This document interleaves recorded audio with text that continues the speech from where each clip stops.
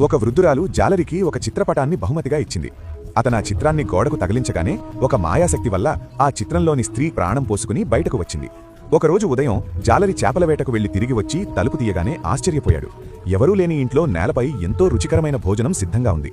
చుట్టూ వెతికినా అతనికి ఏమీ కనిపించలేదు. నిజానికి కొన్ని రోజుల క్రితం అతను చేపలు పట్టి బజారులో అమ్మి చాలా డబ్బు సంపాదించాలనుకున్నాడు. కానీ అకస్మాత్తుగా ఆకాశంలో ఉరుములు మెరుపులతో కూడిన గాలివాన రావడంతో వేట ఆపేయాల్సి వచ్చింది.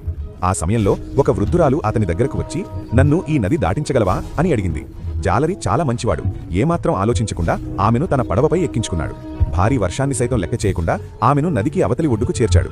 దానికి కృతజ్ఞతగా ఆమె ఒక సురుళి ఇచ్చి, "దీనిని నీ ఇంట్లో తగిలించుకో. దీనివల్ల నీకు భవిష్యత్తులో ఎంతో సంతోషం కలుగుతుంది" అని చెప్పి మాయమైపోయింది. అప్పుడే ఆ జాలరికి అర్థమైంది, ఆమె సామాన్య స్త్రీ కాదు, ఒక దేవత అని.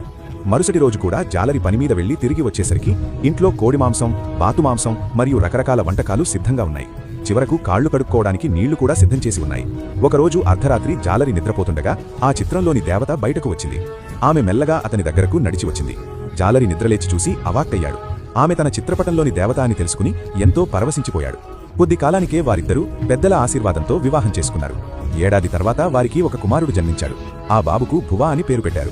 వారు పేదరికంలో ఉన్నప్పటికీ అంతటి గుణవంతురాలైన భార్య దొరికినందుకు అందరూ అసూయపడేవారు. ఒకరోజు తల్లి తన కొడుకును, "నీకేం కావాలి?" అని అడగగా భువా గోడపై ఉన్న పులి చిత్రాన్ని చూపించాడు. దాంతో ఆమె రాత్రికి రాత్రే తన కొడుకు కోసం పులితల ఆకారంలో ఉన్న పాదరక్షలను కుట్టింది. అవి మామూలు చెప్పులు కావు. ప్రతి రాత్రి బంగారు కాంతితో మెరుస్తూ ఉండేవి. కానీ వారి సుఖ సంతోషాలు ఎంతో కాలం నిలవలేదు. ఈ వింతల గురించి తెలుసుకున్న స్థానిక అధికారి తన సిబ్బందిని పంపి ఆ చిత్రపటాన్ని బలవంతంగా లాక్కోమన్నాడు. జాలరి అడ్డుకోబోతే అధికారులు అతడిని తన్ని కింద పడేశారు. ఆ సురుళిని తీసుకుని వెళ్లిపోయారు. తన భార్యను రక్షించుకోవడానికి జాలరి తన కొడుకును దేవత సహాయం కోరమని నది దగ్గరకు పంపాడు. భువా నది ఒడ్డున నిలబడి గట్టిగా అరిచాడు. అప్పుడు ఆ దేవత ప్రత్యక్షమై అతని తల్లి ఆత్మను ఎలా వెతకాలో దారి చూపింది. భువా నది వెంట వెళ్లి తన తల్లి ఆత్మను కలుసుకున్నాడు. చీకటి పడేలోపు తన చిత్రపటాన్ని తిరిగి తీసుకురావాలని తల్లి చెప్పింది. ఆమె చెప్పినట్లే అతను తన పులితల చెప్పులపై నీళ్లు చల్లాడు. దానివల్ల అతను సురక్షితంగా అక్కడికి చేరుకున్నాడు. తన కొడుకును చూడగానే చిత్రంలోని తల్లి తన అసలు రూపం చూపించి అతన్ని రక్షించింది. కానీ అధికారులు వారిని విడదీయాలని చూశారు. సరిగ్గా ఆ క్లిష్ట సమయంలో భువా వేసుకున్న పులితల చెప్పులు ప్రకాశవంతమైన బంగారు కాంతితో మెరిశాయి.